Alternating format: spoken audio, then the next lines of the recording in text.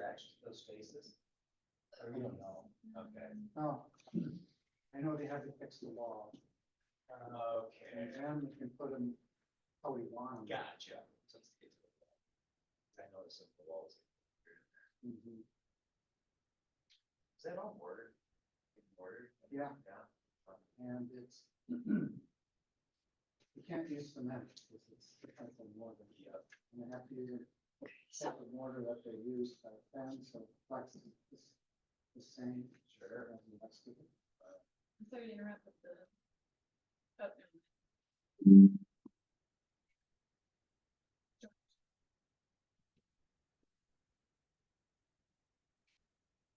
Hello, can you hear me? Okay, I got it. I can turn. Yep. Hello, can you hear me? Can you hear me? Can you hear me? Maybe I need to plug this in. Well, no, you don't have to plug that in. I mean, that would keep it charged, but it should be actually. We're running it from me though, I bet. Maybe you plug it in. Let's see what happens. Hello. Okay, so I bet they can hear me. Can you hear me online? Oh, I'm not hearing anything from my. hello? Okay, let's try this. Maybe it's a big delay. Is there? Whenever you say something. Oh yeah, sorry. I can totally talk and then you'll see what happens. And I bet there will be a delay on your end because The little microphone icon is showing like motion when you're making noise, like up next to your name on my. Okay.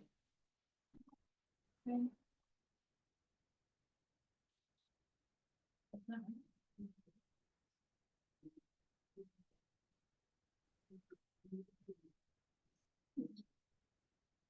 Jabra, Jabra. On this. Okay. Just got some people coming in, Krista, so I'm just gonna sit up here Okay. for 1 second. Sure, no problem. All right, let's try that. I hear you now. I turned off Bluetooth because it wasn't connected to my phone. Okay, so then let me, oh God. I think you need to mute yourself and then you need to turn off the audio on that computer so it doesn't hear. Does that make sense? So I think you need to turn your computer to off the speaker. Yeah, I turned off the volume's all the way down. I turned off the audio that's muted. So can I, but I can hear it. So I think it's your speaker that's on. Not your microphone, because I can hear myself out of your computer.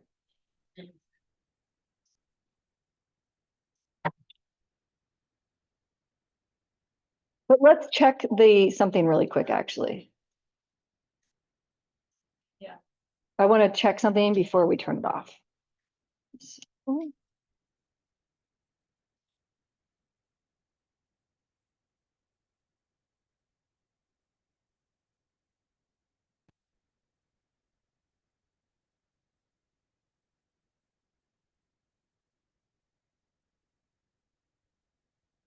So I want to see if this plays. I hear it here. Okay, so you've installed the iNaturalist app and created an account. There. Time to get outside and record your first observation. Here's how to do it. That's good. Okay, then I bet that your audience. Any living thing, like a plant, animal, or fungus, can be an observation on iNaturalist. Once you find something you'd like to record, just tap Observe and take a photo. You can review your picture, then hit Next if it looks good. To identify it, hit What did you see? If you have an internet connection, iNaturalist will suggest 10 visually similar species and a common ancestor. You can choose one of those or search for a species name.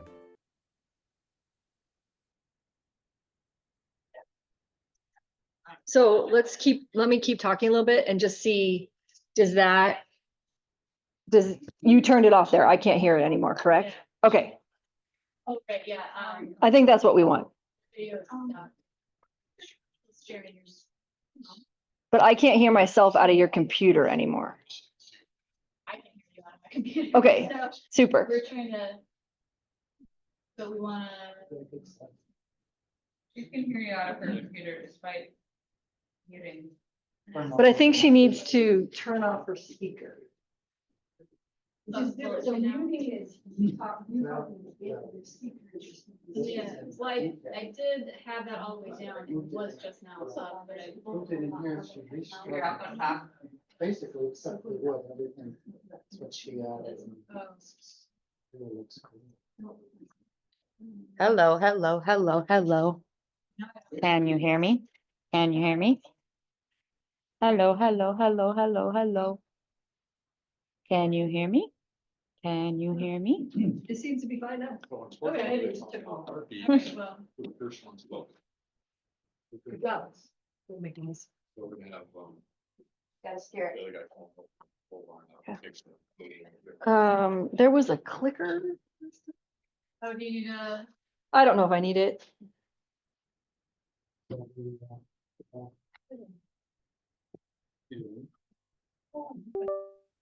it nice what they did? Chris cleaned it up a little bit. It's just still old, but it's just. It's really neat. Excellent. Okay. It's just cool. How she did that. It's right. it's really. So,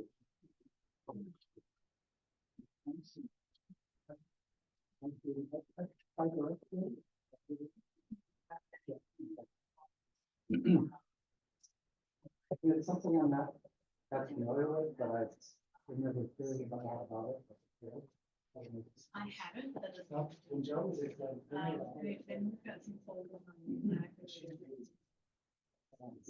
But it's what's kind of small. Like oats or barley. We might have some files on. I can see that there.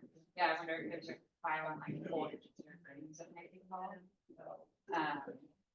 I'd be curious to see like what you all might have. I'm planning like a small brains gathering, a seminar next year to kind of get some attention around the like sort of style of drawing. It'd be cool to have part of it be like the history of how they were from here. But I haven't done anything. I haven't even asked you in their archive. So I got. Cool. Yes. You go earlier. Yeah. Yeah.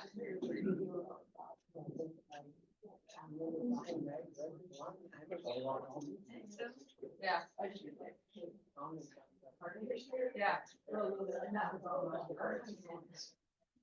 Yeah. A little bit of that. Oh, cool. Okay. Yeah. Yeah. And then that was, part of that was because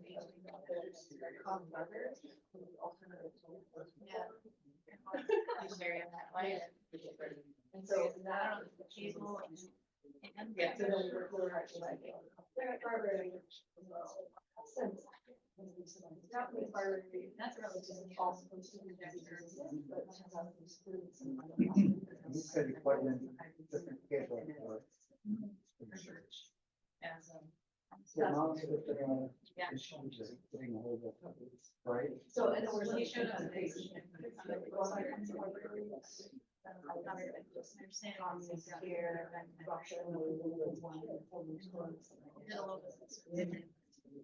Yeah.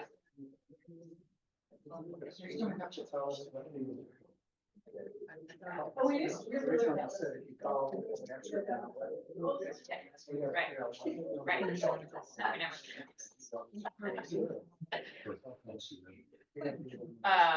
So I don't know if that one. Yeah, I'll check it out. What have you done on, like, on shore? Management education, what, this was like webinar days? And we do all. So there's quite, if you look at our. Yeah, I've seen those. Yeah. And then, not all of them.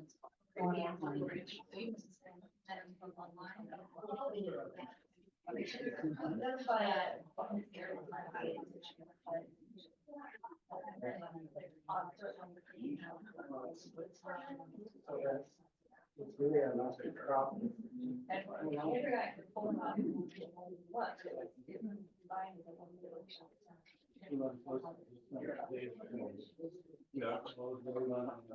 Yeah. We don't need anything like that. Yeah. The people on that fence. I'm up first and she's second. Well.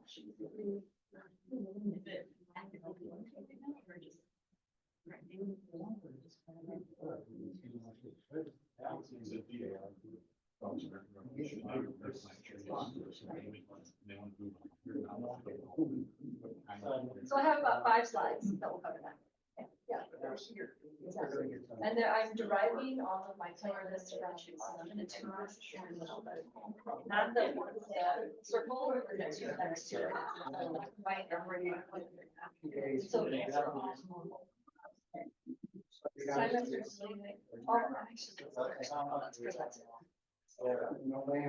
going to be your house. Right, so these are refugees, so these trees are gonna struggle and need more work to maintain. All of these should do well, these are, should be viewed as experimental. And then understory plants.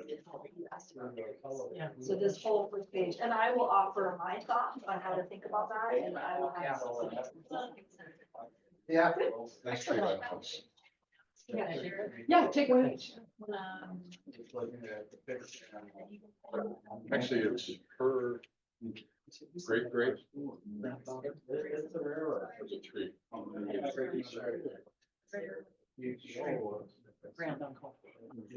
Who was in the recommendation? That built the house. Oh, is it? And then his brother, which is her. So great-great. Stoffel? Stoffel, yeah. Okay, nice. Grandmother helped two of the one house over there, the house here, and the exact same pretty much. The house that my great grandfather has, it's still in existence. Very cool. Additions out to it. Yeah, right, yeah. Very cool.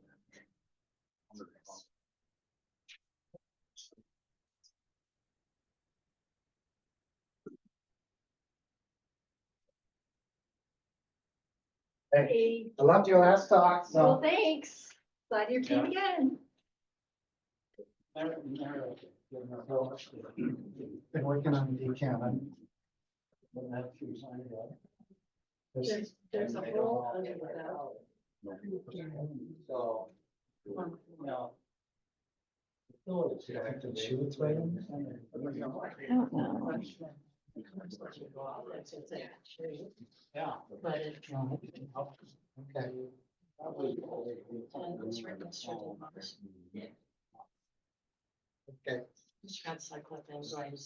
Means that poison's working.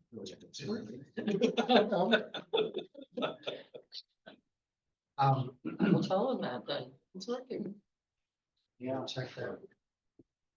Yeah, Smells so it good. does. Where do you like to sit in? We actually lived everything up.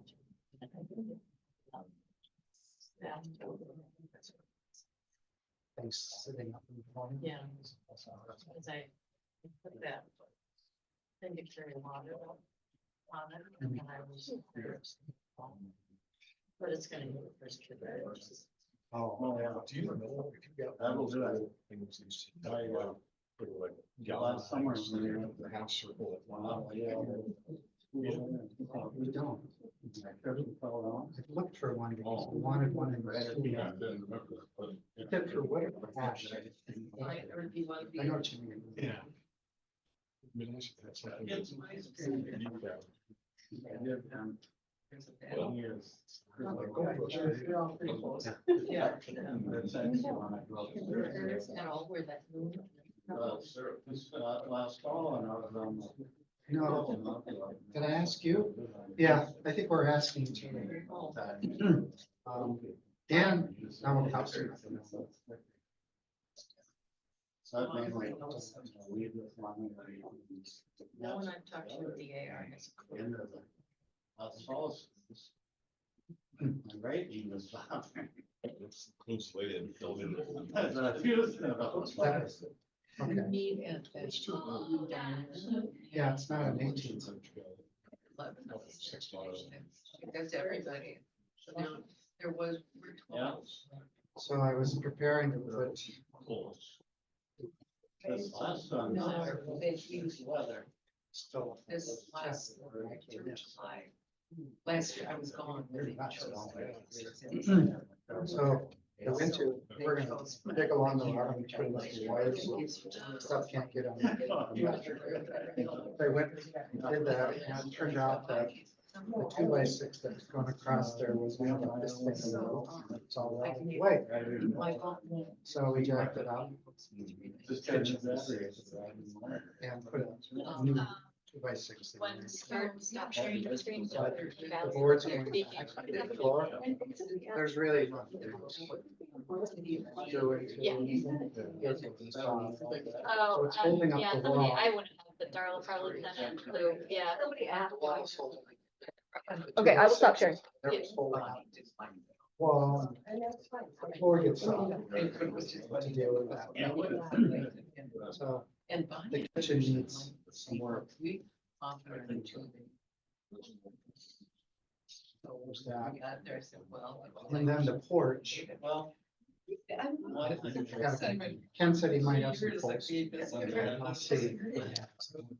But she said. Going to through me, that. this is just- That's right. They look at the crap. You see. Yeah, he said he has a bunch of folks. He said, well, we don't want to do that. Well, he goes, well, there's 6, maybe 8 inches. That's like. Well, we'll buy him some. Yeah. Look out. So we need to put those posts back. Okay, better? That's. That shows. So you have to be smart. Maybe leave it there. That's actually too late. Actually, it's like- We're not sharing the screen. Barb talked a little bit. About that, I really. Change. Which we can do, but.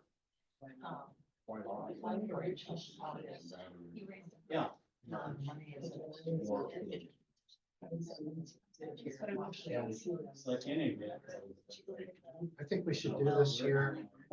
History Center should just do what has to be done. Getting worse, maybe not safe, and then put together. I just say, got me bushes and I said to myself, it's gotta, please be dead. And then I don't have to take them out. Well, and I noticed you got rid of the burning bush is gone. Yeah, I wanted to. It's gone. We listened. You did listen. And I don't think you like Barbara are.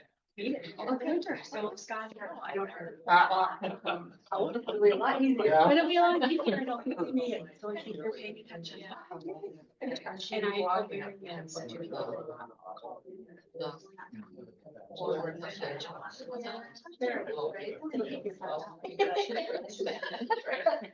we'll get going and we record. Totally. Those are things I'm working on. All right. Well, hello, everybody. Welcome. It's all the same faces now. I love it. I look around and I see people I recognize. So, my name is Valerie. I am the Director of Education here at the History Center. And one of my many jobs is to coordinate some lectures on Thursday evenings. Unfortunately, we've got some nasty weather. We had a lot of people call in and say they just weren't comfortable coming in with the weather. So I appreciate you coming out and risking the weather. Brian's here, he'll lead us to safety You're if we safe. need anything. So thank you for coming. One of the joys of my job is getting to work with University of Minnesota Extension educators. So we have Mary and Angie here who know a lot of amazing information, and I love just sitting and listening to their wealth of knowledge. Tonight is about our changing environment, and if you were here for the first step of this, Angela talked a lot about Native American use of land and how that's changed over time. And tonight we're going to look, including agriculture with Mary, how climate changes are continuing to alter the way we use the land. So thank you so much for coming. We will record this for those who missed it. And I believe there'll be some time for question and answer at the end, if anyone has any questions. Bathrooms are back behind us and to the right. If anyone needs to use the restroom, please feel free to get up along the way. Otherwise, thank you for coming. I appreciate it. You? Angela Gupta. Awesome, thank you. And I think I need to share my screen, so let's do that real quick.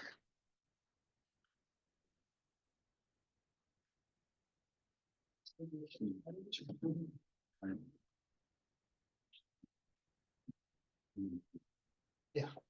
And there it's, yeah, sure. Do you want All the right. lights down or are we okay? You might want them down. I had that thought myself. Oh, I can get that. And I think this little thing will sort of go away, minimize itself in a bit. So we're gonna let that happen. And I'm optimistic if people say they can't hear me, that you will tell me that. And so I will talk. Mike if we need to. But Yeah, so this one I think is picking me up. Okay. So great. Thank you so much. My name is Angie Gupta, University of Minnesota Extension Forester. I'm at the Rochester Regional Office, so here in town. And so I'm going to talk to you. This is the second part. The series, this was the first part of the series was about the history. That was 2 months ago and it's recorded. So if you missed it, you can go back and look at it. And I do want to just say that there was one mistake. I think I misspoke when I talked about the home place of the Dakota people is Mendota at the confluence of the Mississippi and Minnesota rivers. I think I misspoke last time. So there's the correction.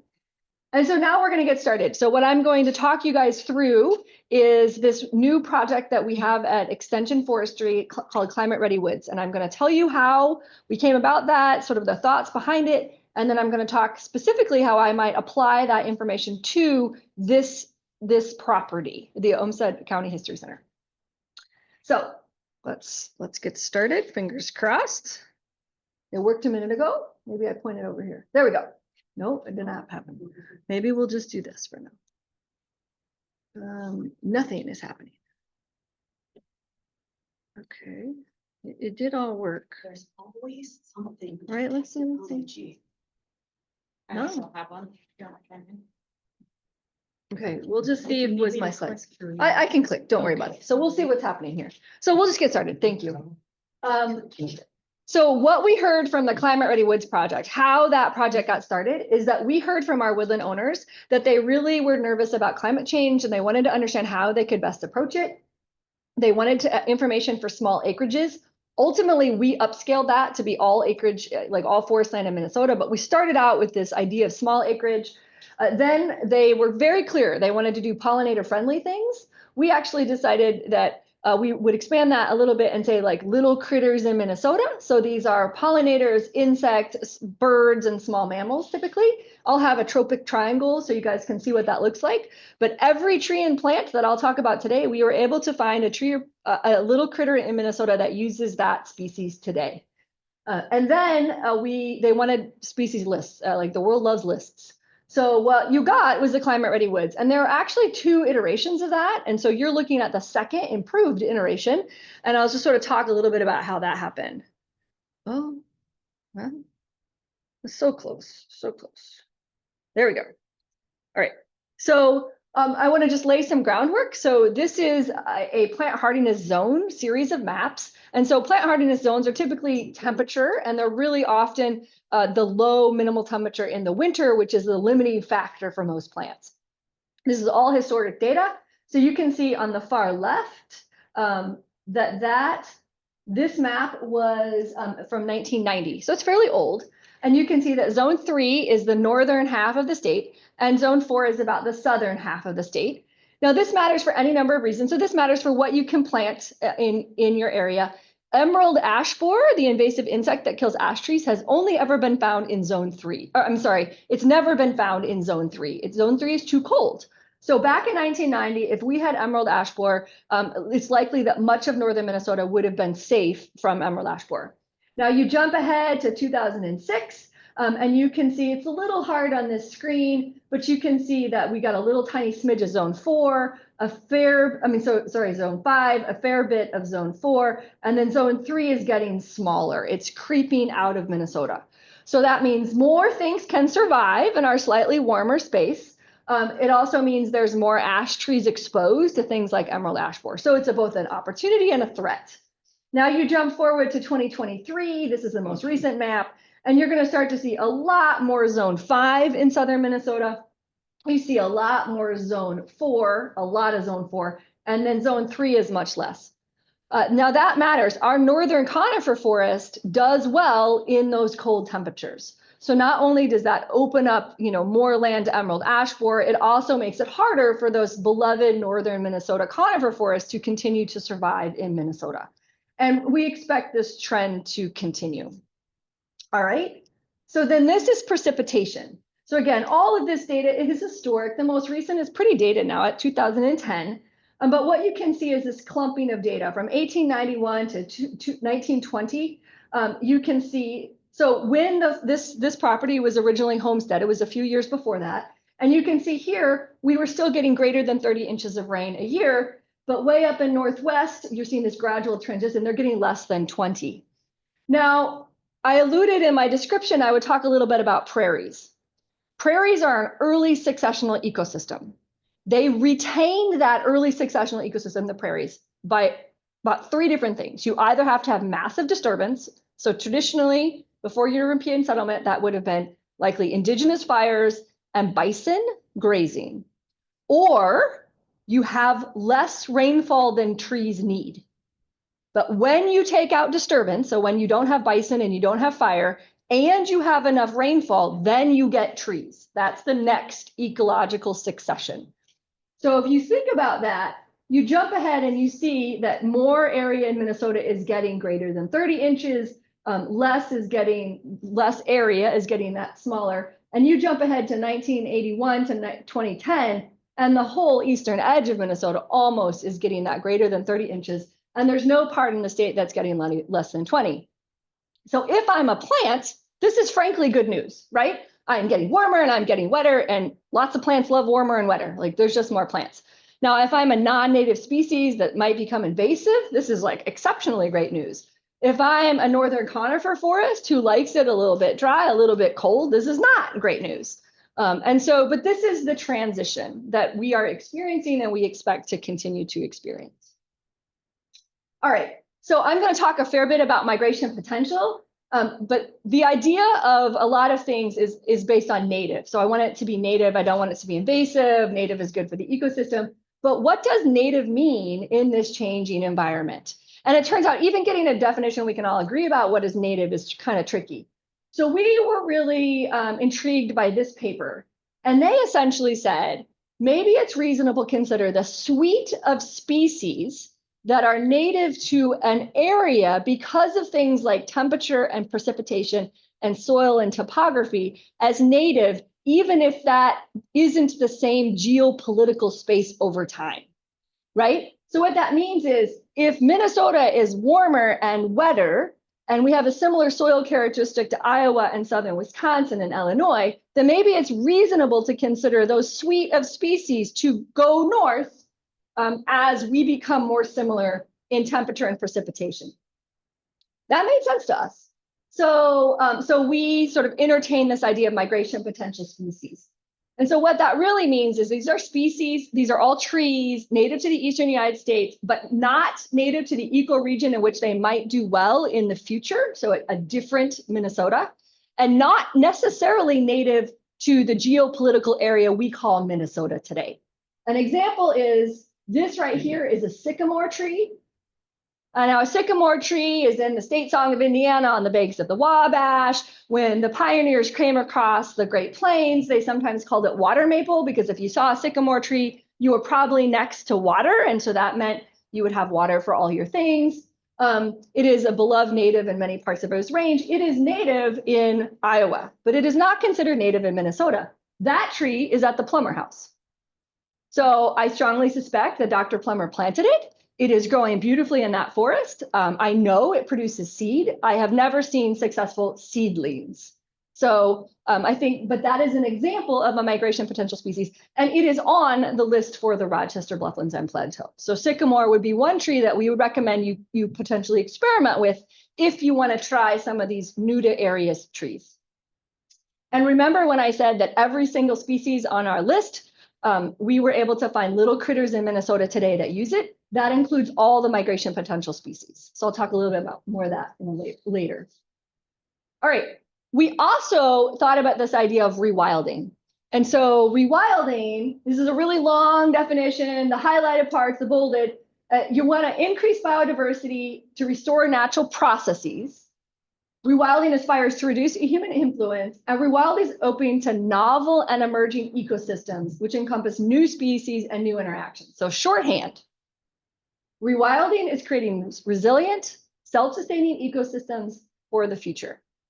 It is not restoration. It is not trying to go back to the history that was here before. It's trying to look forward for the history of the future. So that's pretty different. So we have found, I'm going to kind of weave through some data that we have from last year's participatory science volunteers. And this is evidence of rewilding that we found. So this is iNaturalist report. So the little orange squares are iNaturalist reports submitted by anyone in the state for Eastern black walnut. Now that is what the DNR defines as pretty close to the native range of Eastern black walnut in the state. Now it turns out the DNR has the most confined native range. The US Forest Service has a larger range for Eastern black walnut. So again, we could have all kinds of conversations about what is native and where and what does that mean.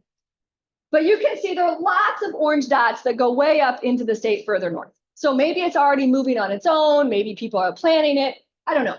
But it's beloved here. It's great for wildlife. It's our most valuable timber species. It's really great. It is considered migration potential on the arrowhead of Minnesota. And so 2 people reported it up in the arrowhead. So this is really interesting because one of the tricks with these migration potential species, there were 2, when we first launched our lists, it turns out these caused a lot of anxiety. And I would argue that anxiety was kind of in 2 buckets. One was that we don't know enough about their survival today in Minnesota for extension to recommend them.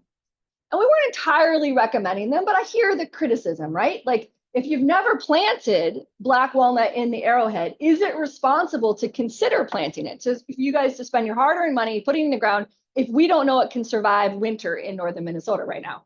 Totally fair criticism. The other criticism was, what if it becomes invasive? And I'm an invasive species specialist, actually, and those are like mutually exclusive things, right? So if it cannot survive, it definitely will not become invasive. But I hear the concern, right? We don't want to introduce the next buckthorn or honeysuckle or garlic mustard, right? And so those were some of the questions we were trying to sort out with our participatory science. And so this was really exciting because not only now do we know, well, apparently 2 of them at least can survive in northern Minnesota. One of the reports, this one farthest north near Chippewa, it's really close to boundary waters. So here's the report. That's the nut. Nuts are super easy to identify in black walnut. There's no confusion about the ID, right? But what that means, of course, is that that tree has been there long enough to get big enough to survive and reproduce. That's really exciting. Let's get into the idea of, of rewilding. Can it survive? Can it reproduce? Now, we don't know that the seedlings have been successful. Like that's the next stage of reproduction, but at least we have seed. And then, I don't know if you can see it well on the screen, that nut has been eaten. So some little critter in Minnesota in the arrowhead is using that black walnut. So now we have the whole suite of rewilding, which was super exciting for us. Now, I am a huge proponent of iNaturalist, so I really love it. And I love this comment, which I'm certain you cannot see that there. But it essentially says, do you know if this was planted or if it's wild? Totally fair question. And I'll tell you, from our purposes, I don't really care. I'm excited it survived. I'm excited it's reproducing, and I'm super excited something's using it. So that's really exciting. Another example of rewilding. So we had a landowner donate money to Extension Forestry, and we decided to go ahead and buy the migration potential species for the St. Paul area and plant them on the St. Paul campus as a trial. And you'll see a little bit later why that's going to matter. And we had really great intentions, and we got all the bare root trees in the spring, but we didn't get them in the ground in the spring. So we ended up having to put them in short-term storage for the summer to get them through. And some of them got potted. So they all came in bare root without soil. And so in St. Paul, we potted some of them and some went in other storage.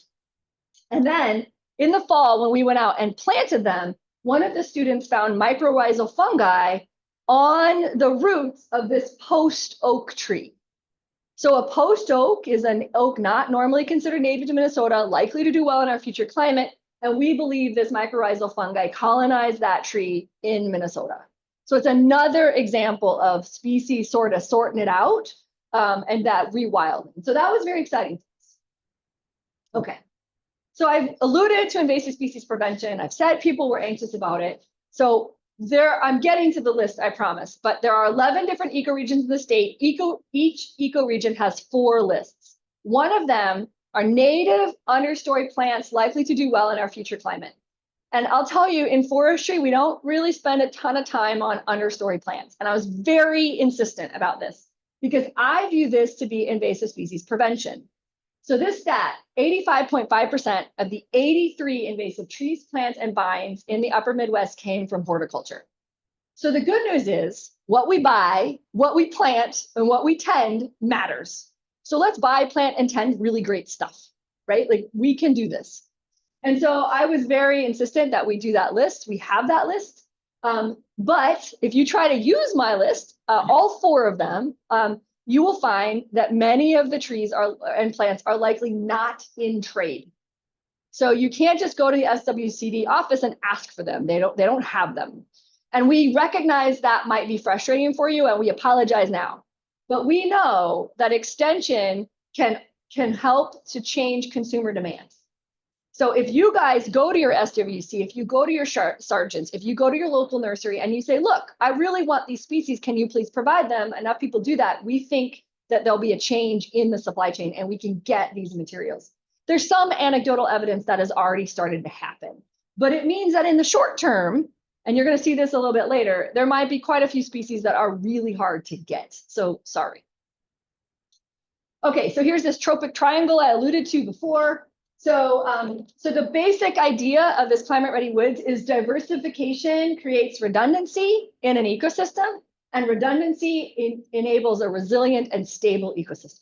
So the more things you have out there, the more resilient you can be to climate change, to the next invasive pest, to whatever, right? You just are more resilient.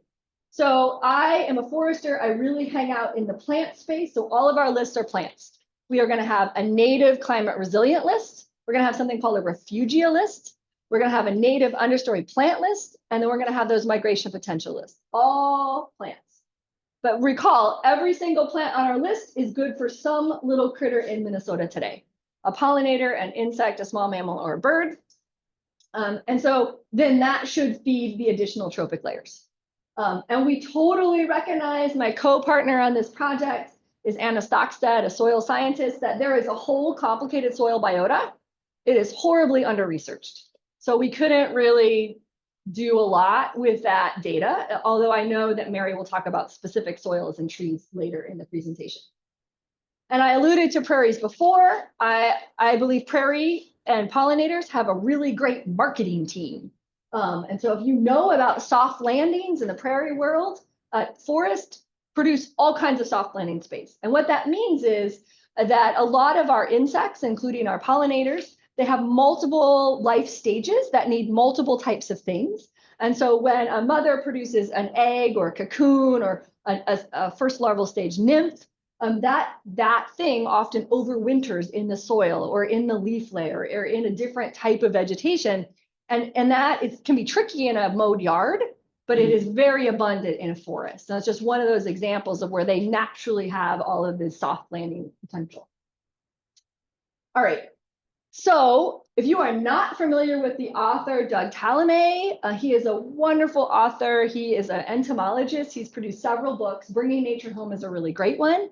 And he's a researcher. So I have my next slide has some of his research, but one of his findings is a single oak tree can support 4,000 different species. And I just want to pause and think about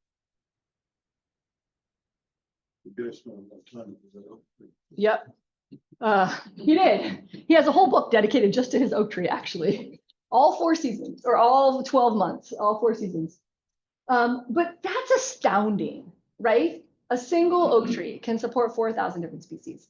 And good news for us, oaks are likely to do well in our future climate, and we have a lot of them. But they're not alone. They're kind of the giant, but I'll show you a slide shortly that they're definitely not the only one. And so here's another bit of his work. Here's his research paper. But he is comparing Lepidopteran. So those are mostly butterflies and moths, so common pollinators that we all sort of know and love. And he's looking at them native versus introduced plants. And he's really looking at them in like the urban setting. And so you can see here, woody native ornamentals. So native is the column on the right. Look at that. They are by far the most productive plants in a landscape, are those native trees. Now next, those are all native plants. So those are like your prairie plants and your little plants. And I don't mean to pick on prairie plants or little plants, but they're like physically little and they just don't support as many things, right? So when people talk to me about how they're going to do this great prairie planting and they're going to take out other trees and put in a forest, I'm like, what? We missed the boat somewhere, right? I think our forests do not have the same great marketing team as the prairies. So, and then I want to point out that this here, these are all your non-native plants. I mean, they're really not kind of doing a lot out there, but maybe looking pretty and taking up space. And I think we could ask more of our landscape. I mean, if we're going to buy them, we're going to plant them, and we're going to tend them, I like expect my things to do more for me. And so I just challenge us to kind of think about that a little bit. And so here is the list of the actual trees by species. So these are genera, so oaks, cherries, willows, and these are the number of Lepidopteran that each of these species, these support. And what you'll see is these are all very familiar species to us. Oak, cherry, plum, willow, birch, poplar, cottonwood, crabapple. We have one native crabapple, blueberry, cranberry, maple, alder, hickory, elm. I mean, we know these, right? These are sort of things that we know and love. So we could totally lean into those and really make a big difference. All right, so 15 times more native Lepidopteran species use native woody plants as larval hosts than non-native ornamentals.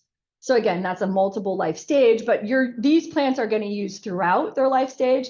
And in a few pictures, I'll show you a spring picture. This is actually a critical time when our forests get used by all the pollinators because they got the flowers. So things to think about. I feel like I'm a traditional forester, not an urban forester, but urban trees are super powerful. They do all sorts of great things. They filter our air pollution. They cool our ecosystems. They reduce heart rates and strokes. They, of course, increase biodiversity, reduce obesity levels, manage stormwater, increase property values, and reduce stress. So there's like a lot of great reasons to have good, beautiful trees, native preferably, or near native. All right, so now onto our climate ready woods one. So where do we get these lists? So all of our native trees, the DNR has super great data on, and it comes from DNR Forestry. So it's forest data. And the DNR Forestry has data on all of our native trees, but also how they're likely to perform in a warmer and wetter Minnesota. So we took that information and we kind of calculated and had all these columns and did all this stuff. And they also have really great understory plant lists. So when we get to my understory plant list, you're going to be like, wow, somebody like had that on a list. And this is why. They do inventories, plots, and everything they find, they put in there. So if it grows in our forest, it should have shown up somewhere in the state DNR data. Now, the tree atlas at the US Forest Service, they had model data based on future climate models, and they put the tree information in and said, here are the native trees, how they're likely to respond to each of these different climate scenarios. And then they included all trees native to Eastern United States. So they had those migration potential trees. So here are trees like the pecan and the sycamore, and how are they going to do? And then where would that put them geographically? And that's how we got that migration potential list. They had no understory data. So our migration potential list all came from the US Forest Service. Our understory list came from the DNR, and then the trees came from a combination of both. All right, now understory plants, horribly understudied. So there's no model data for that. No one's taken a best guess. So what we said, here's the DNR data of all the plants that are out there. If the plant is about a half a state of Minnesota, further south, east, or west, in its current native range, we're going to consider that plant to be climate resilient. And so this is an example of looking at large leaf aster in the Arrowhead. And look at how huge that native range is. I actually find this very comforting. I find it very interesting. Many of our understory plants have huge ranges. It goes all the way down to Appalachia. So there's good reason to think this plant might do well in a different climate. This is also part of why you see those migration potential trees and the overlap in little critters, because many of our little critters have big ranges too. And so there's parts of the range where these species overlap, and we were able to tap into that data.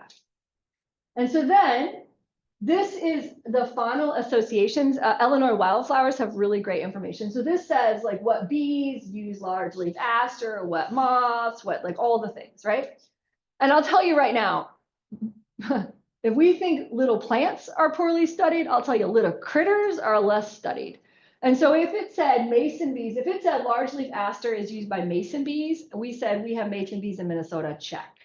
That didn't, almost never went to species of mason bees, right? And so I'll just tell you that's how we did it. But it was pretty exciting. I mean, it was I found it really exhilarating to see how much overlap there was and how resilient our ecosystems might be if we can just help them along a bit. Oh, here we are. That was a lot of work on. All right. So in the end, we divided the state into 11 different ecoregions. And so each ecoregion has 4 lists. We have the climate resilient native trees. We have the refugia trees. I haven't really talked about this. So when we first launched this list, we had no refugia trees. And so people, particularly up north, would open up our list and be like, oh my gosh, where is birch? And it was because something like birch maybe didn't actually model out to be climate resilient. And so then they were really sad and they wondered what we'd forgotten. And it wasn't that we'd forgotten, it just didn't model well. And so we ended up going back and creating these refugia lists. And so they're all native, but either because of climate change or forest health issues. So think ash trees. All of the ash trees model very well in our future climate, but emerald ash borer is killing them. So, you can manage emerald ash borer if you're willing to do that on the individual tree level. You just got to work hard at it, right? So we ended up creating these refugia lists. So if this is your favorite tree and it's on that list, then you can have it, but you're going to have to work at it to keep it healthy on the landscape. And it absolutely has value for diversity. We're not trying to say it's not a good tree. It's just going to struggle. Then we have the native understory plant list, which are all climate resilient. And then we have the migration potential lists. So here it is. I've also provided the handouts over here with them as well. And so here are the lists, and here are the migration potential and the participatory science around that. So I think, okay, so here pretty quickly, I'm going to talk about region 9. Oh, apparently I'm doing it right now. Okay, I thought I had a little break, but it's coming.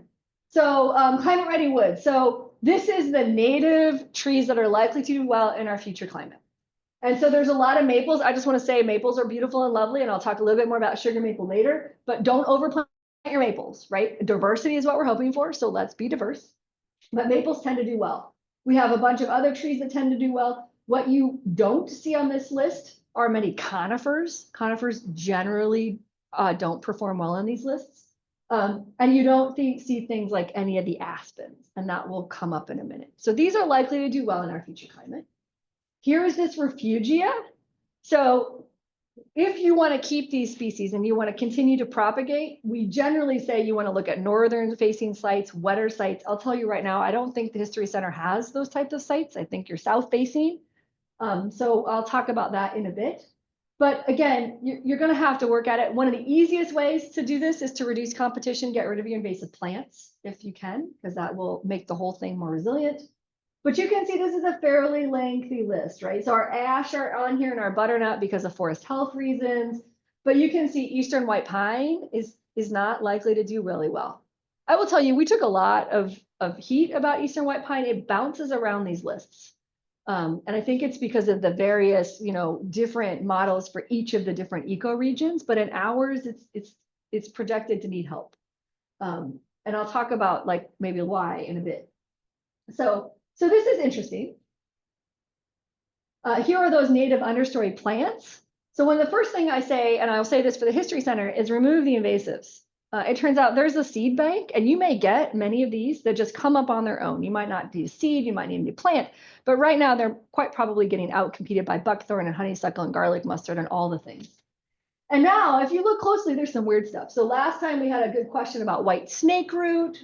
And then if you look down here, wood nettle and stinging nettle on here are on here. I know those are edible, but they're probably not going to be sold at your nursery anytime soon.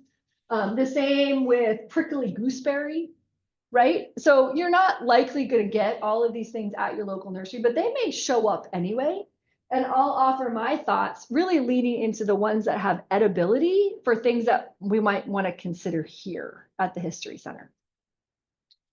And then here are these migration potential species. So we recommend you consider these experimental. We don't know how they're going to perform today. They're modeled to perform well in the future. And this is a list for our area. Almost all of them are new to the state. And so if you want to plant a few, do that sort of in small numbers, pay attention, see how it goes. And please participate in my project if you're willing to do that. So cottonwood it's a climate resilient species. So some things on this list, and there's a list over here, but we have pecan, pignut hickory, post oak, sassafras is on there, Osage orange, sycamore. So there's some kind of cool things, but they're not necessarily things that we're used to. And so I'll talk about those in a bit as well. All right, here is the break I thought we had. Where did we go? All right, so I did this last time. I'm doing it again. Stand up. Everybody up. I am aware I can talk fast. I am also aware that good education has you move around a little bit. So wiggle your body. I recently had my eco anxiety stuff peer reviewed, and I was told in extension we call it mental flourishing. So we're going to practice our mental flourishing by doing this box breathing exercise. So I will do it with you once, and then you will do it once on your own. So I want you to breathe in slowly for a count of 4. 1, 2, 3, 4. I want you hold for a count of 4. 1, 2, 3, 4. I want you to exhale for a count of 4. 1, 2, 3, 4. I want you to hold for a count of 4. 1, 2, 3, 4. And now do it again.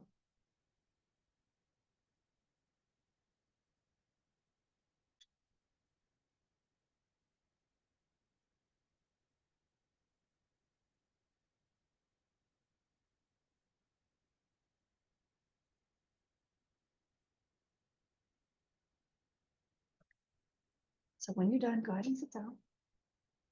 Anybody pass it? I didn't see anyone fall. And the reason I do this is I think a lot of people come to this presentation and others because they're worried about eco-anxiety. And so in order to build a culture of resiliency, not just ecosystems that are resilient, I think it's important to recognize about these feelings, to create rituals to process them, to empower hope and agency. So I want you to leave at the end of today and feel like you know what you can do to prepare your area for a future climate, that you have an action plan that you can do. And then just recognize that there are tons of nature-based human health benefits just being out there in the woods, whether it's removing garlic mustard or planting trees. It is good for your mind and soul to do that. There's a handout over there. If you think this is something for you or friends and family, feel free to take 1 or 2, or as many as you want, frankly.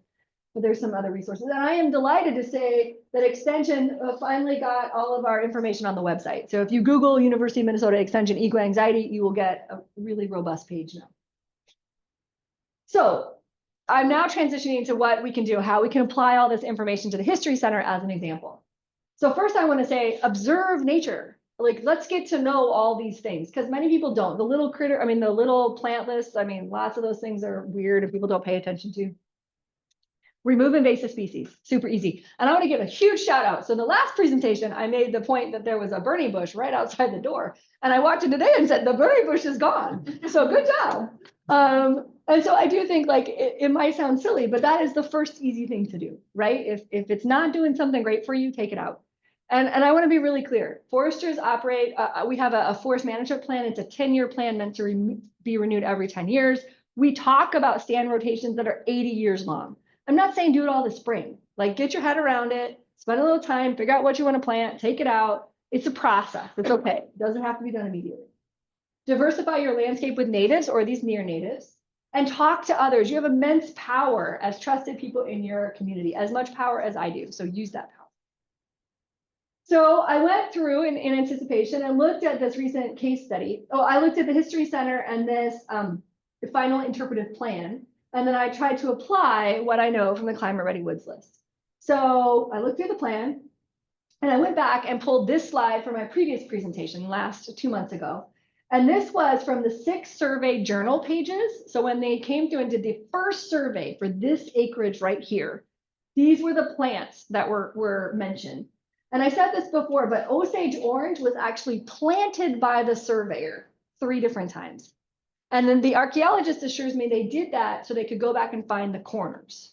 So they actually put in, and now Osage orange is not considered native to Minnesota, it's considered native to Iowa. And that was probably intentional, made it easier to find later.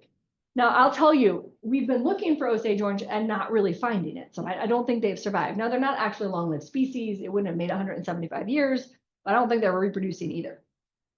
So you could consider planting that, it's a migration potential one, on your corners and have a little education about why. Also in oaks, now it was a little unclear based on the handwriting whether it was bur oak or black oak. Both of those oaks make our climate resilient list. So you could look at sort of nurturing oaks back on the landscape. Aspen was mentioned twice. Aspen is in orange because it is a refugia species. It is not likely to do well in our future climate. I will tell you, it is an early successional species. So aspen has to have a whole lot of sunlight in order to grow. So what that means practically, you clear cut it, it gets burnt, or it goes down in a windstorm. If you don't have one of those 3 things, you don't have aspen come back. And I'll be frank, I don't think that's what you want in your forest. So I think you gently say goodbye to aspen, and it will die on its own. I would be surprised if there's much left out there, and it will totally die out because it needs a whole lot of sun to regenerate.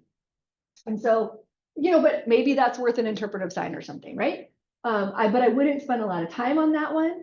And then white oak showed up, and that is also likely to be climate resilient. So this is what was there when Europeans first came to this space.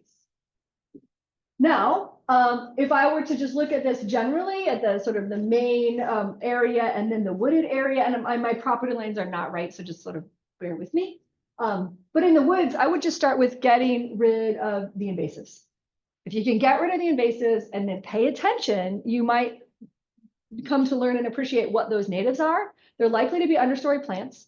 I would be really surprised, given our deer pressure, if you get any tree recruitment, if you get any tree seedlings that survive. That's a deer issue. And so we need to think about that, right? The way the Rochester City Parks and Rec does this is they plant trees in tubes to protect them from deer. You could fence an area. That's another way to do it. But if you don't manage deer, you're not going to get trees back. You will get understory plants. So if you just start by removing the invasives, and that'll take you 5 to 10 years, and you probably don't have the money for it right now. So maybe there's a grant in there. You can use forestry mowers or goats or volunteers or some combination. Like, we can have a whole conversation about that. But start with that and see what comes back. In the built area, again, you already did a great job removing the burning bush. As I recall, there's Amur maple out there. So again, it doesn't have to be right away, but I would encourage you to get rid of that. And then I think you have some opportunity to think about some interesting cultural plants that might do well in our future climate. Like, I think that might be an interesting story. So looking at the migration potential, these should be viewed as experimental. Persimmon, edible fruit, I think that might be fun. I said Osage orange. Now, if you're not familiar with Osage orange, it was also planted as a living fence. It's kind of a wicked plant, and it has these huge hedge walls. So you might not actually love it, but it has some interesting stories, and depending on where you put it, it could be fun. Sassafras, that could be a good one. Sycamore does really well around water, so if you put it around the pond, that might be appropriate. Pecan, yellow poplar, or tulip tree, that is the state tree of Indiana and Kentucky. It is a beautiful tree, right? And so, this was how I thought about it. You can think about it different ways. Now, I am fairly certain that this is an old windbreak. Now, windbreaks are really common on farms. They protect that farm from the winter winds of the north and the west. I think this windbreak, like many, many windbreaks on our farms, are getting past their prime. And so Assisi Heights, the nuns at Assisi Heights are right now in the midst of reinvigorating their windbreak. So I think we're just sort of at that age in the landscape, but I think you have some opportunities, right? So it turns out Extension has a website for trees and shrubs to be used in windbreaks.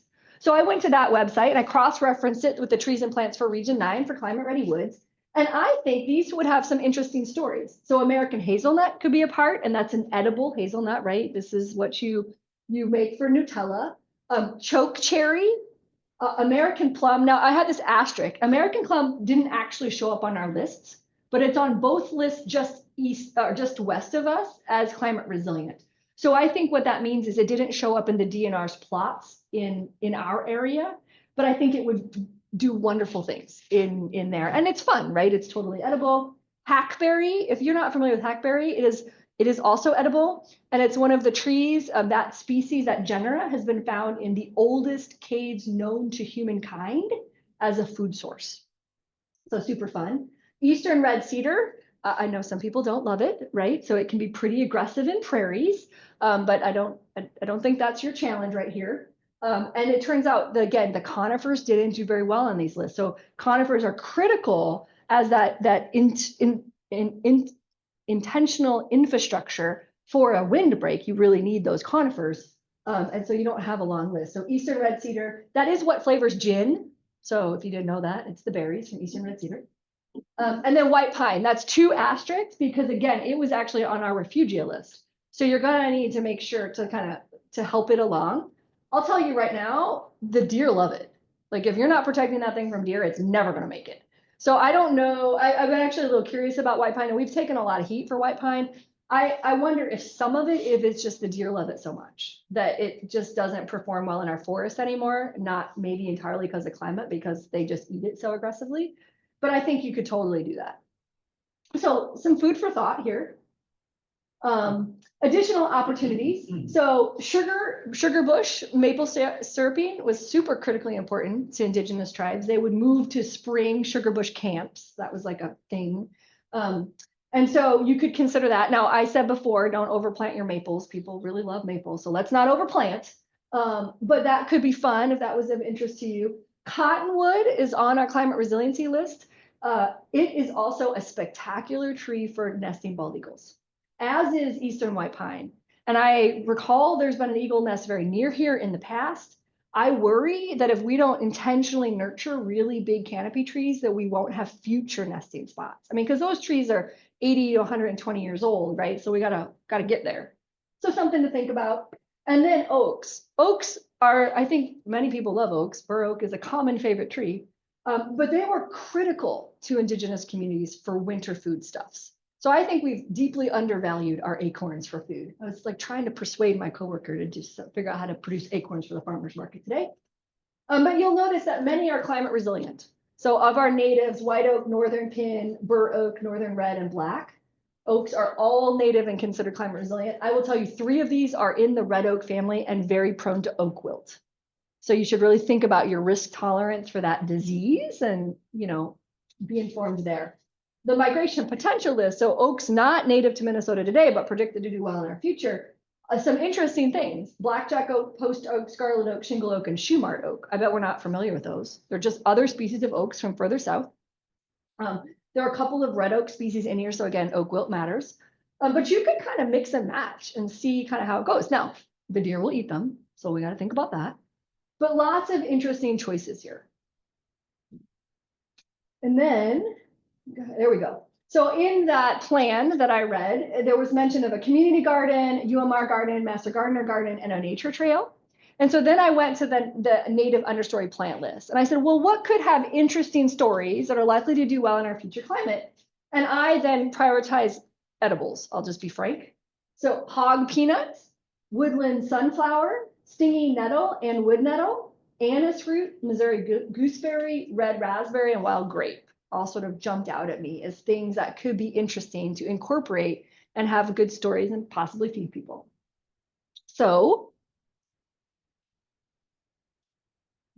there we go. All right, so that is my sort of debrief on the History Center. I said one of the things I want you all to do is sort of observe your ecosystem, and I've alluded to our participatory science, and one tool that we use to do that is the free smartphone app iNaturalist. Any iNat users in the room? Oh, a whole new audience. Okay, good. A couple of you. Okay, so I'm going to play this video. It's about 1.5 minutes, so it's not very long. Because INAT is an awesome tool that can very easily be in your back pocket. That when you do an observation in iNaturalist, then other people can verify the observation. Two agreed upon verifications make it research grade. And then you get me talking about black walnut on the screen using that data. So you guys can absolutely inform science by using iNaturalist and maybe what you care about, learn about all the things. iNaturalist works anywhere in the world on anything that has ever lived. So it's not just plants, it can be birds, it can be scat, it can be seeds, it can be mammals, it can be fish, it can be like all the things, insects. And then I'm going to show you about projects in a minute too. So again, about a minute and a half. Sorry, we couldn't get it any louder. Okay, so you've installed the iNaturalist app and created an account. Time to get outside and record your first observation. Here's how to do it. Any living thing, like a plant, animal, or fungus, can be an observation on iNaturalist. Once you find something you'd like to record, just tap Observe and take a photo. You can review your picture, then hit Next if it looks good. To identify it, hit What did you see? If you have an internet connection, iNaturalist will suggest 10 visually similar species and often a common ancestor. You can choose one of those or search for a species name. On this observation details screen, you can add more photos of the same organism or write a note.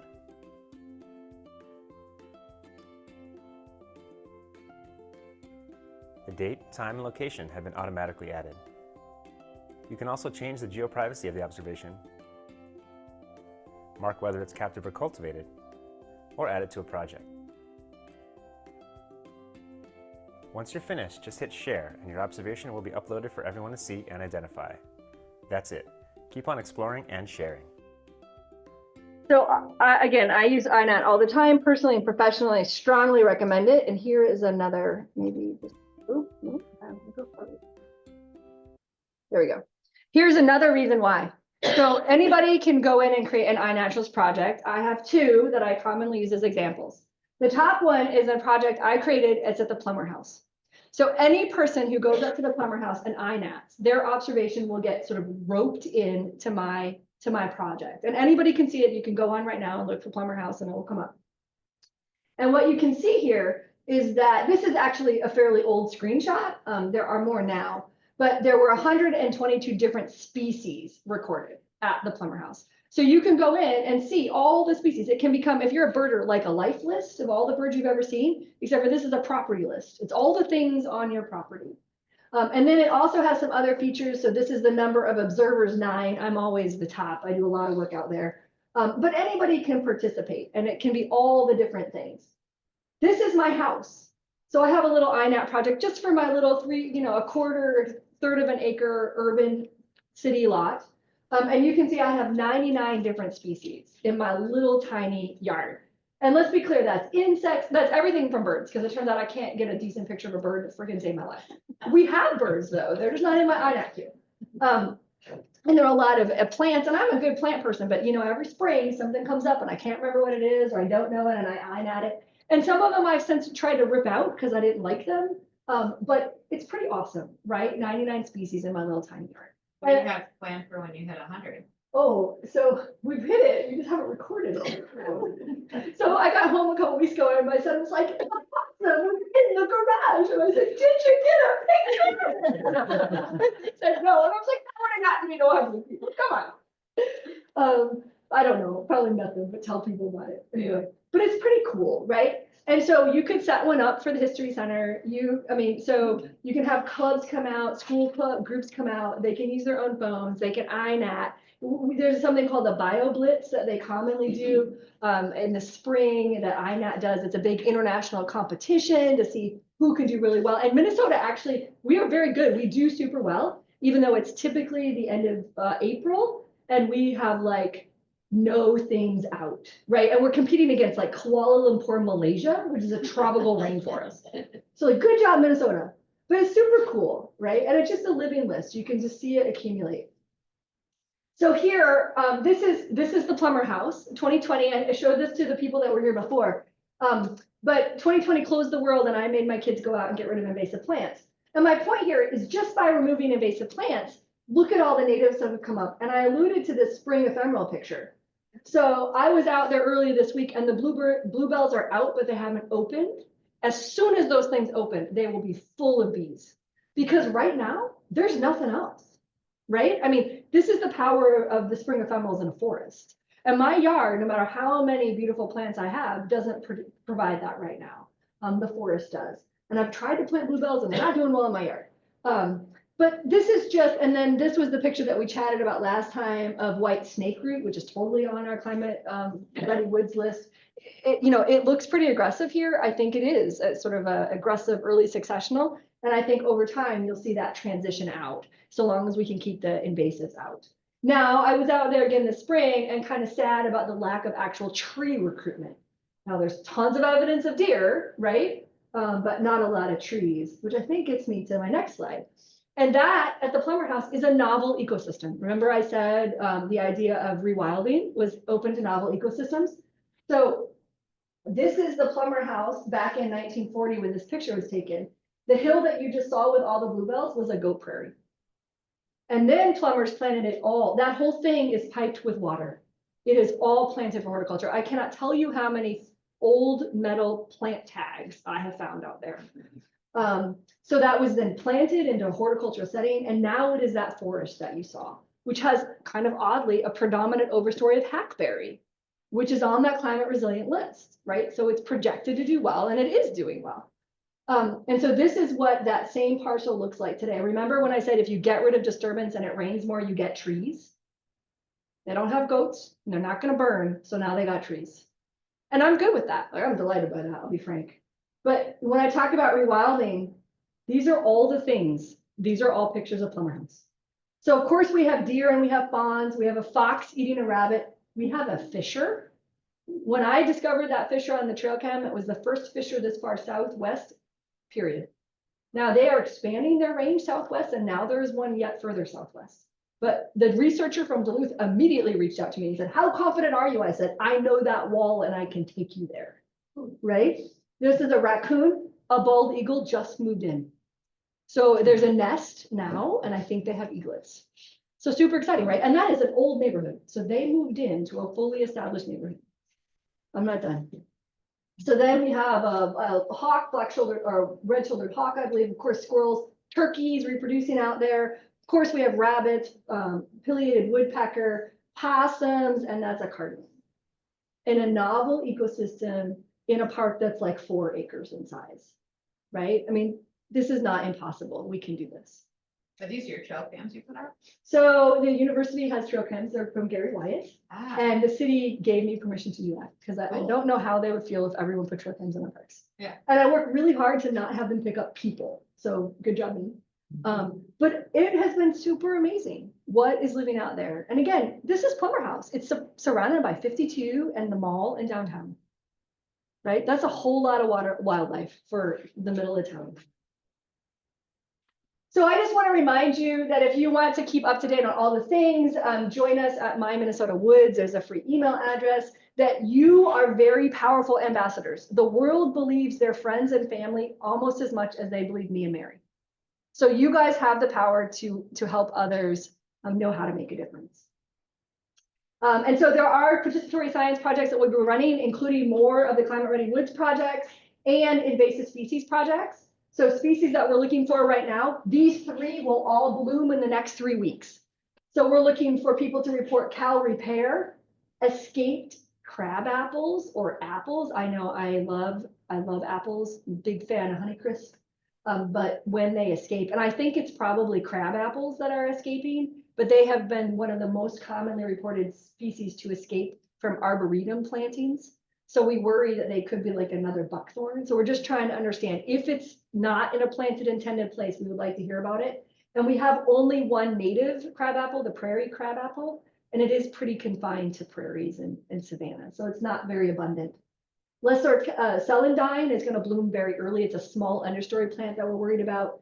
And then later in the year, you're going to hear more from us about feral swine. Do not shoot them. I just want to be real clear. Report them, please. We don't think we have any, and we certainly don't want them, but we're super worried about them coming in from Canada, actually. and then jumping worms in southeast Minnesota forests. So I will take just a couple minutes for questions. Then I'm going to turn it over to Mary. She has some slides for you about specific tree planting, and then she and I can take communal questions. So any questions for me? Yes. If you want to plant some of these trees and you have a garden, I think I understand correctly that some of them interfere with garden plants. You might be referring to black walnut. And we actually did, another colleague and I, a couple of years ago, did a deep dive into that research, and it is inaccurate, actually. So when we went and did the deep dive, that was only that allelopathic properties of black walnut were only able to be proven in a greenhouse setting. So when you put it out into the real world, it doesn't appear to do that same thing. Now, that is not to say that gardeners like you may not have experienced a decline in plant growth underneath the black walnut. But that well could be because the black walnut produces a whole lot of shade, right? So the allelopathic property, if you pay attention, it's no longer on Extension Minnesota's website. We haven't taken the next step, mostly because of capacity reasons, to reach out to all of our other colleagues and ask them to please change that message. Now, garlic mustard, an invasive plant, it does that for sure, and that is how it can outcompete other native understory or native understory plants. But black walnut actually doesn't. But it does produce a lot of shade, so that's a real thing. So if you're going to try to plant trees in your yard, you got to figure out how to get shade tolerant understory plants. And then there's actually tons of them. They're just not ones we typically think of. Great question. Yep. So is you doing any research on microclimates in southeast Minnesota, down in the river? Not that I'm aware of. Yeah. So I wish people spent more time in southeast Minnesota generally, and it would be great if they did it in microclimates, but even just generally, and I would say they aren't. A lot of the climate ready work is really happening in the Northwoods. And there's some really huge and robust, the largest research projects in the world, but they're all focused on the Northwoods. And I will share that these lists cause a lot of anxiety in the Northwoods. Many of our beloved Northwood species are not likely to do well in climate change. And they don't, I think, fully appreciate the beauty of a hardwood forest. So even like a lot of oaks are likely to do well in their future climate. That's causing a lot of concern. Kind of interesting concern, short of that, is that there are indigenous tribes view this all very differently. Every tribe has kind of a different thought process on this. And there's at least one that they all value moose. We all love moose. But moose are doing very poorly in Minnesota, in part because it's so warm. There's some disease issues that kick in. But it turns out that when you have more oaks and acorns, you get more deer. And when deer and moose overlap more, there's more disease issues in moose. So they're worried by having more acorns, they'll have more deer and they'll have fewer moose. That is maybe not an inappropriate worry, but I think the moose are struggling most because it's getting warmer, which is like a different issue, right? So my point, a lot of research happening in northern Minnesota, almost none here. We have a research project that was funded by the Environment and Natural Trust Fund. So everyone who voted in November to continue to fund that, thank you. That's going to give us multiple years of funding to do this work in all the ecoregions. So we'll learn something, but not really microclimates. Are you gonna be planting plots of the migration species in each ecoregion? Well, that was the original plan, and they told us it was too robust and to peel it back. So we peeled it back, which I was in charge of finding all the sites. So that was like a bit of relief, actually, because finding all the sites was really worrying. Yeah. And then there's their long term. So we need like site hosts for decades. Yeah. But we are hoping to partner with people to get things on the ground. So there's opportunity there. And then we need help also doing the research monitoring, but we would be super interested. And that's what our participatory science is doing. So I didn't really say a lot about that, but if the History Center were to implement some of these things and you wanted to participate in that and tell us how it's going, then we would love to hear about that. And we have a journal, it's an actual narrative journal that we're doing that. And so I didn't include the data here, but tomorrow morning at 9 a.m., I will be doing Fridays with a Forester, a free online webinar in which I will cover all of that. And I will turn it over to Mary right now. All right, thank you.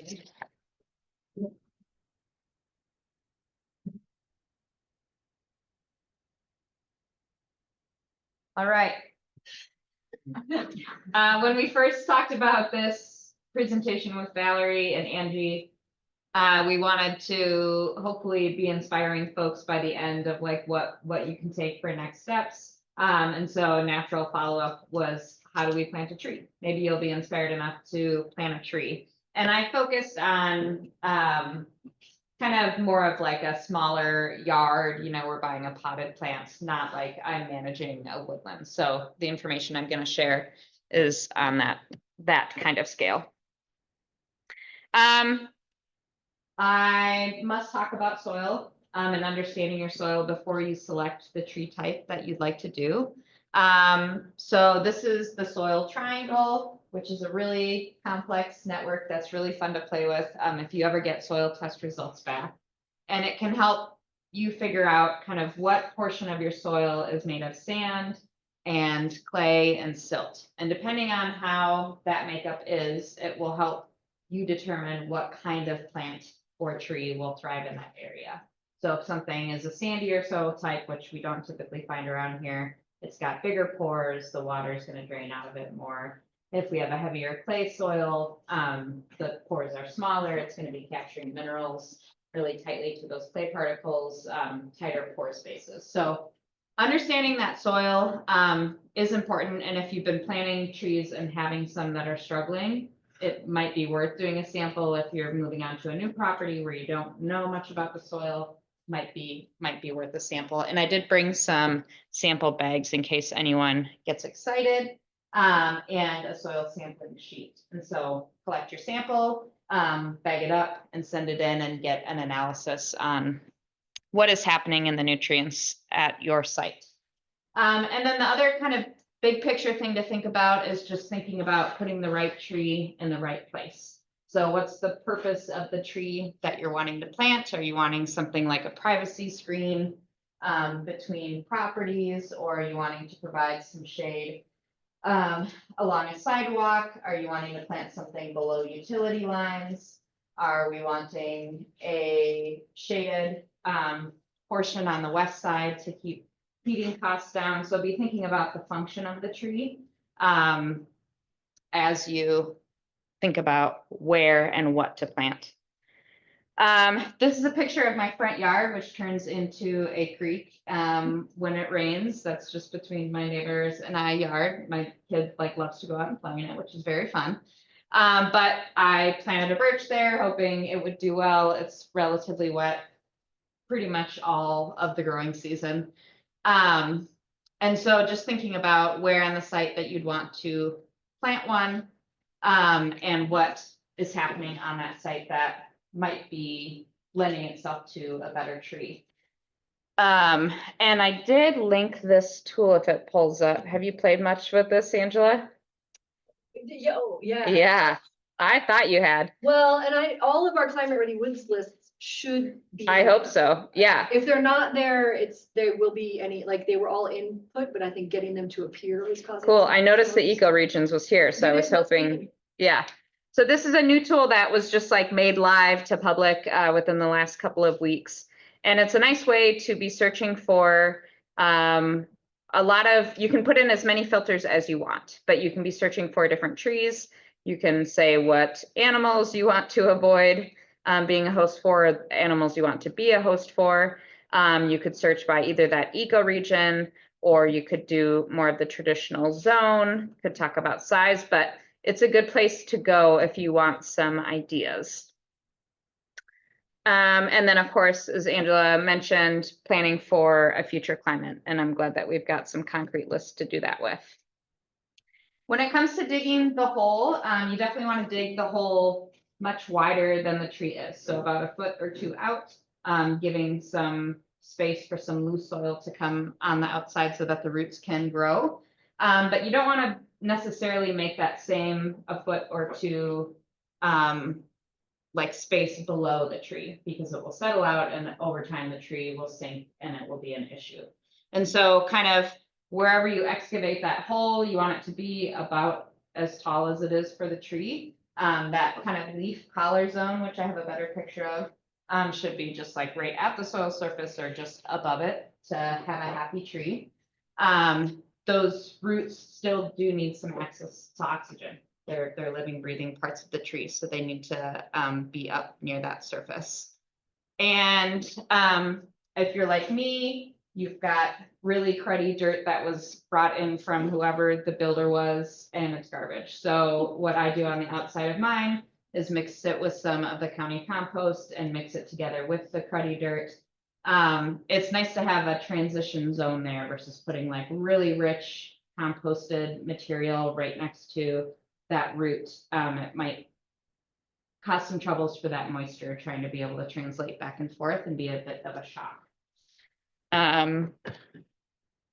This was something that I have learned about after I've planted lots of trees in my life, is paying attention to those roots, especially when they're coming in these tight landscape potted containers. If they are showing signs of swirling and kind of curling back on themselves, picture what that looks like in 10, 20, 30 years. It could very well look like a root coming and kind of strangling that tree, which will just cause a lot of distress, and it just won't be a healthy tree. And so paying attention to those roots which are girdling is important. One way that Gary Wyatt, who Angela was talking about, recommends is to do a box cutting. So if you are buying a potted tree, go ahead and slice the sides of it off, and that will help hopefully with those roots that were growing out and hit the side and started to grow around the ring. It looks a little bit harsh here in that picture on your right, like, oh geez, you just removed all the roots. But if you kind of loosen that soil up, the roots are there, they're healthy, they'll recover well. Hopefully they're growing straight out, or kind of out away from the trunk like they're supposed to. In terms of watering, the young trees just need a lot more water than an older established tree.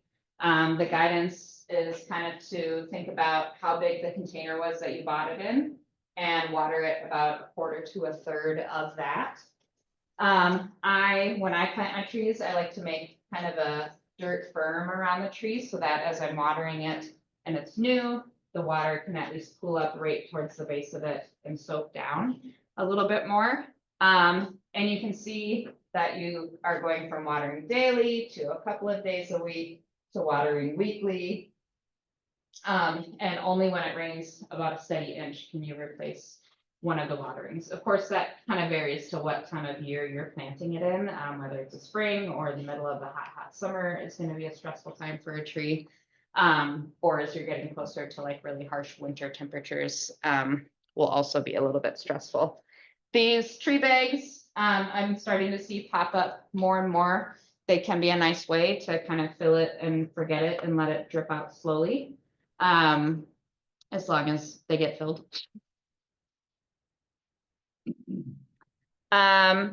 Just another kind of reference chart from Extension that's nice.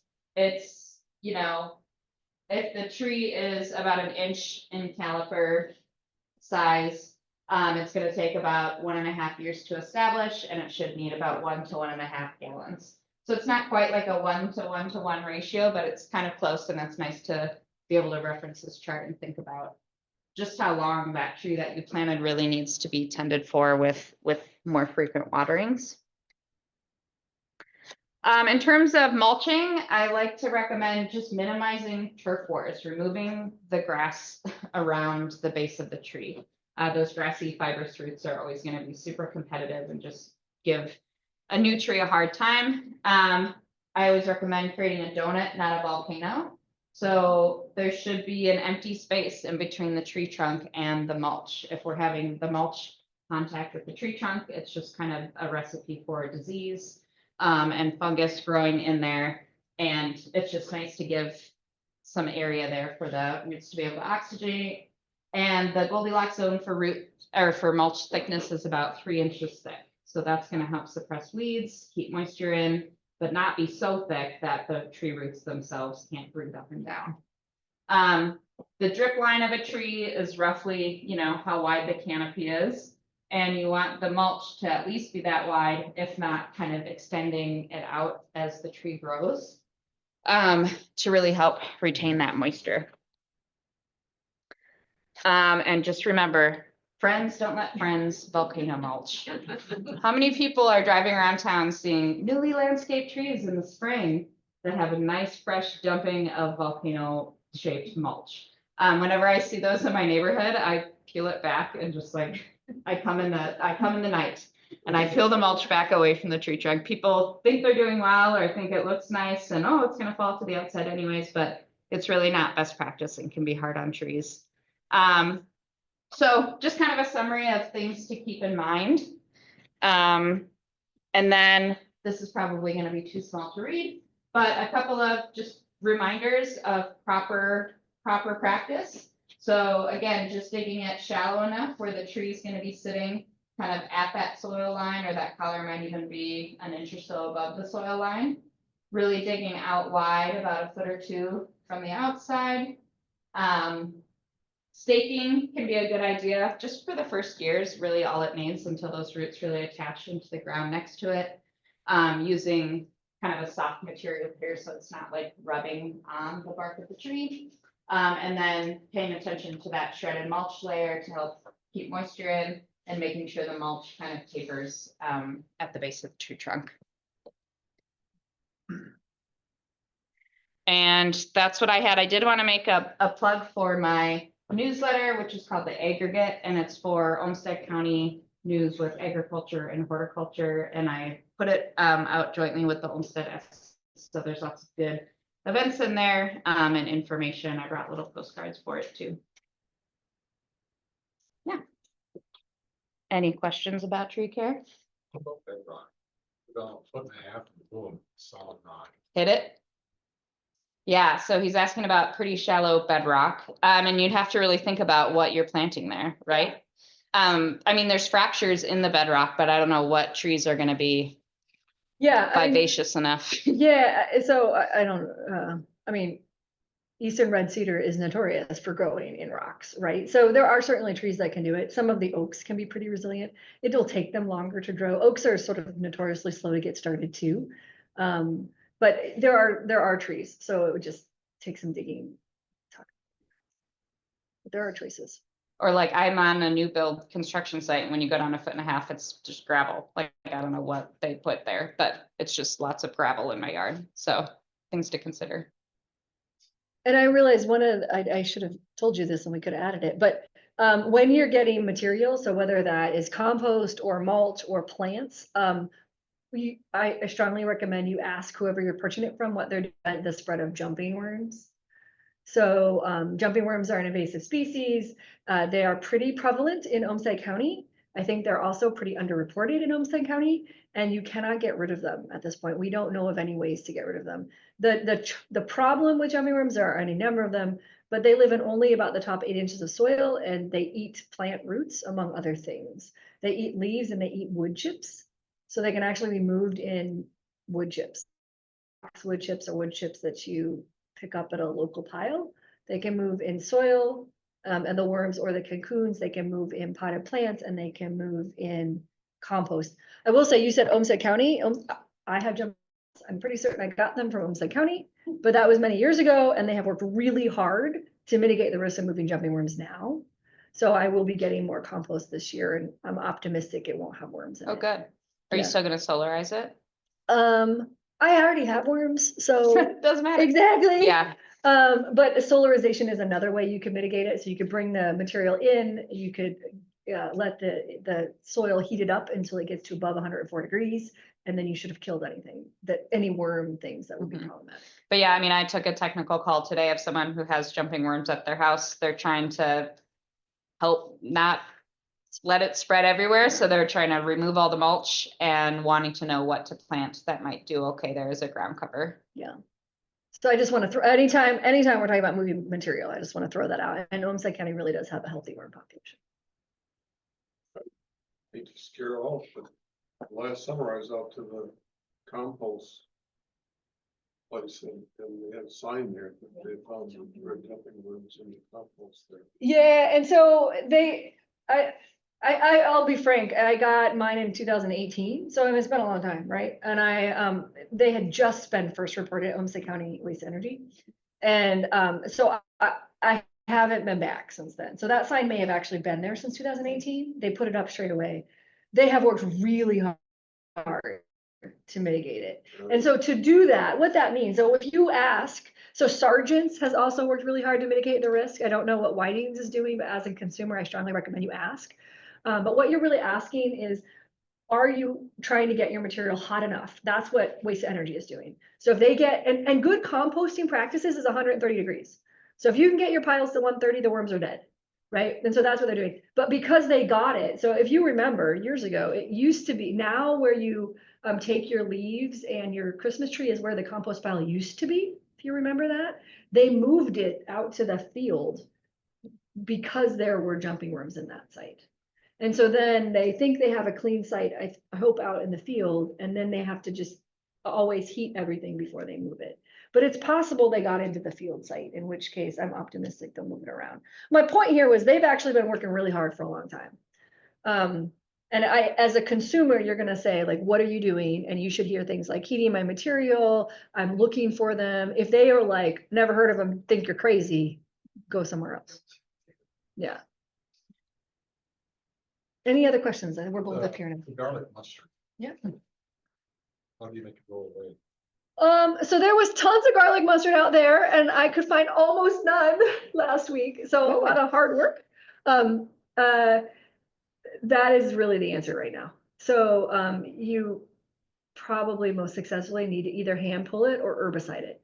And you can very successfully herbicide. So garlic mustard actually retains its green color all winter long. So if it doesn't snow, you can do a foliar herbicide application on the rosettes, the little tiny first year plants, and have almost no collateral damage because our natives are dormant. So if you were going to do that, that would be, if you wait until this time of year, you can do it right now because they have, at least at Plummer House, they're just starting to grow. And you want to wait for like a warmer, sunnier day, right? You can read your herbicide label, but they Yeah. can be cooler. Okay. Yeah, it's just read the label of what your herbicide you're using and a foliar treatment. But the reason you do the rosettes is because they're small and then you should get a decent kill. Otherwise, you pull them. You see where there's a couple up here, and then next year there's just a whole. So there can be like hundreds of seeds per plant. Yeah. So it's really important if you're going to prioritize, pull this. So garlic mustard is a biennial plant, takes 2 years to complete its life cycle. The first year, the seeds will grow, germinate, and become small little rosettes, look a little bit like violets. The second year, those rosettes will bolt and they'll become flowers. Those flowers will produce seed. So it is most critical that you get rid of the flowers before they produce seed. So you have until about July 1 to do that. No, I pulled them. They were all pulled here. There was no herbicide spray. They're edible. They were introduced as a garden herb. Delicious. No, one of my favorite spring meals is egg salad sandwich with a whole lot of fresh garlic mustard on it. Absolutely delicious. Bring a truck over, I'll give you a Yeah, bullet. exactly. But you have to be tenacious. The seed life is about 7 years. Wow. So I think I have about 2 more years before I can reasonably expect the seeds to mostly be gone. But I will tell you, I'm pretty tenacious, I'll tell you, at Plummer House. But I found only about 3 plants. And this was full, right? Like it was full of all the things. So when you pull them, what do you do with them? Yeah, so this is a good question. So something about pulling them. They commonly have what we call like a J root. So there's a little squiggle in the root. So you actually have to kind of really get in there and try to get the whole root out. It's not as bad as a dandelion. I feel like, man, those dandelions, they just keep on coming. It's not that bad, but you got to really get in there and try to get the whole root. Most people bag it and dispose of it. I'll tell you right now, it is technically illegal to dispose of yard waste in our garbage stream in the state of Minnesota. I think that was because we don't want to put lawn clippings in landfills. I can totally get behind that. It is a problem when it comes to some invasive species. And frankly, in Olmsted County, we have the waste energy facility, so we burn it anyway. But alas, it's illegal. So what I do here, and I'll tell you, I think works pretty well, is this is odd and unusual, I'll tell you now. But I pull it all out, and I mostly have the second year plants, so they're a little bit bigger. I fold them in 3. I kind of mush them, and I hang them in the woods. And so the roots are not touching the ground, so they will not grow. They'll dry out. And I've destroyed the vascular system of the plant by folding it. And so I don't know if you can see, but I have a couple pictures of like just garlic mustard draped all over the piece of Lumber House. And they do not come back. And the other thing, there have been a lot at times, and so I will pile on stumps or wood piles or whatever. Again, I want to get them off the ground. And occasionally some will germinate at the base of those large piles, but they're very confined. I mean, the truth of the matter is I'm in for 7 years, right? So I'll just go out and I'll pull them out next year and it's okay. And then I don't have to worry about disposal because Parks and Rec has given me no disposal options. So also all the buckthorn and all the honeysuckle is still right there. None of it has been burnt and none of it has been removed. It looks a little bit like a tornado right now, but they're dead. Yeah. What's your thought on using grass clippings and thatch sweepings for mulch? I don't have particular opinions. One of the challenges, I was the lead person on the jumping worm project. We did a participation science project with gardeners, and we really had to be creative about mulch. And so I'm going somewhere with this. So jumping worms eat wood chips, the most common type of mulch that people put down. So it meant that we couldn't use wood chips. And so then we're trying all sorts of creative things. Now be clear, worms love leaves, but leaves naturally fall in my yard. So I don't have to do anything with them. I feel pretty similarly about grass clippings. Now your neighbors might not like them. I mean, they may not be the aesthetic appeal that you want, but you know, they'll biodegrade eventually. I was having good luck with them. I just didn't Yeah. know what. Put them down neatly and some thatch sweepings and after a short while it Goes looks away. like pine needles underneath the tree and Yeah. It seemed to work pretty good, but I didn't know if I was doing something wrong. I don't think so. And then I will No, and I say, think as long as you're kind of keeping that layer not super thick, like so that the roots can still get oxygen, Yeah. should be good. and then I will say about that whole look thing, it kind of matters. And so myself and an educator from Florida, she was giving a presentation. It was kind of funny because we both observed the same thing and she had a presentation. And so then we got talking about it afterwards. Little yard art goes a long way. You can only imagine the weird things in my yard, right? The weird things I've taken out, the weird things I put in, my long-term approach, whatever. It's all very weird and unusual. And I'm a big fan of planting little tiny trees. So every tree in my yard looks like a freaking stick when I put it in. My neighbor's like, here she goes again. So I have a number of little pieces of yard art that I literally just move around my yard when I do something weird. And then all of a sudden my neighbors know that it is not neglected. My pollinator plants are not weeds, right? That it is indeed a beloved space, just a space in transition. And my yard art really does wonders. And it turns out that is a thing. Really what your neighbors want is to know that you care and you're working on it. You know, that you're not neglecting it. So a little yard out. And I have one of those signs from the U that's something like pollinator friendly garden that sits in my pollinator plant section. It looks a little weedy. So food for thought, what yard art? The question is probably very simple, but how long should you keep mulching these newer trees or these new plantings? For a while, I mean, until the tree is like established enough, trees are always going to love mulch in their canopy, is what I would say. So, and it could help, like, especially with maples where the roots are coming up over the surface, it might be always nice to kind of keep them covered, but yeah, I would just always mulch mine. Cause I get a little worried about some of these winters we're having where there's no snow cover and then a polar vortex will come in and what damage that might be doing to roots. But I was just asking because there's some places that people love mulching all the time.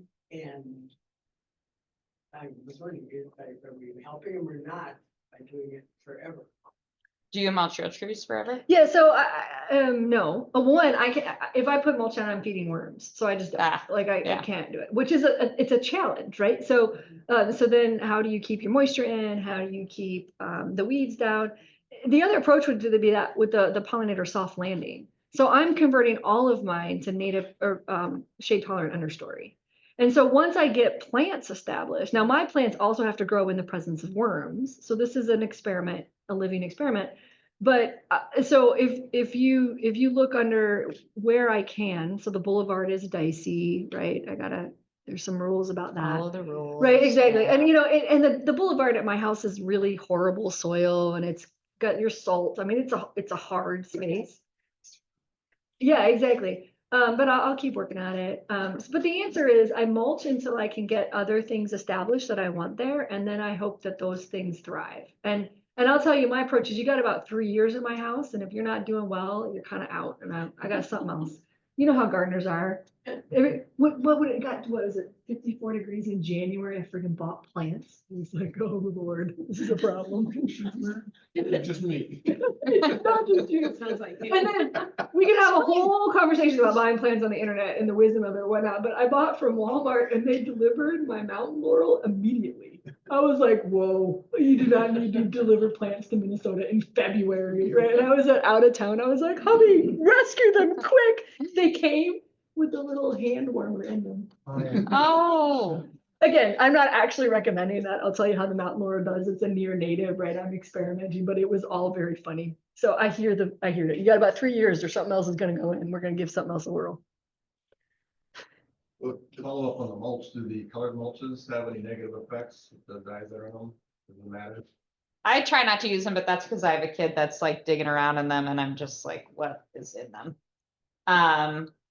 Yeah, but I don't know. I haven't, I'm unaware of any. yeah. I will say, recycled tire mulch, so rubber mulch. I do not recommend it. Extension does not recommend it. It's not actually particularly good for plants. It leaches chemicals. Worms don't like it. My neighbor has that mulch and she has no worms adjacent to my most wormy bed, right? But I don't know if it's the chemicals or it's very hot. I would not recommend it, but it does do that. I played around with a few plants that somebody might be interested in. I have, you mentioned peanuts up there. I had a pretty good crop of jumbo peanuts last year, once I got the, Of the hog peanuts with the edible roots, or you had regular, like domestic peanuts? like the ones you would grow in Georgia. Okay. And they grew, it's just a really squeeze from bottom across, but they work real good, aside from the gopher. And, The gopher, he's always chasing. I got that one. But the southern magnolia, they got that variety of Bracken's brown, and I've had some really good luck with that. If you plant big ones. Yeah, so magnolia made one of our lists for migration potential. But the Japanese beetles hatch just about the time the magnolias blossom. And we had shared some peaches last year, and I think there's counting up somewhere in the teens that were planted this year in the neighborhood because they work really good. The peach, you said peaches? Yeah, I had a peach tree that did really well until the rabbits got it one winter. I was not pleased. And again, I'm not necessarily recommending, but like, I think it's reasonable to experiment and just own that's what it is. But I planted a sweet cherry tree, not a tart, a sweet, not supposed to do well here, in a place totally inappropriate, pretty certain it would croak. It is doing beautifully. And it is way too big for the place I put it, right? Right, so. Do you know the American plum? And how can you tell if you're getting a yellow one or a red one when you plant them? I don't know. So are you talking about the native wild plum or the Yeah. domesticated plum? No, wild. I Some don't are know. yellow and they're great, and some are red and they're not so great. Sorry, I do not know. Well, what about the sassafras? The male's got the, and the female one's got the berries.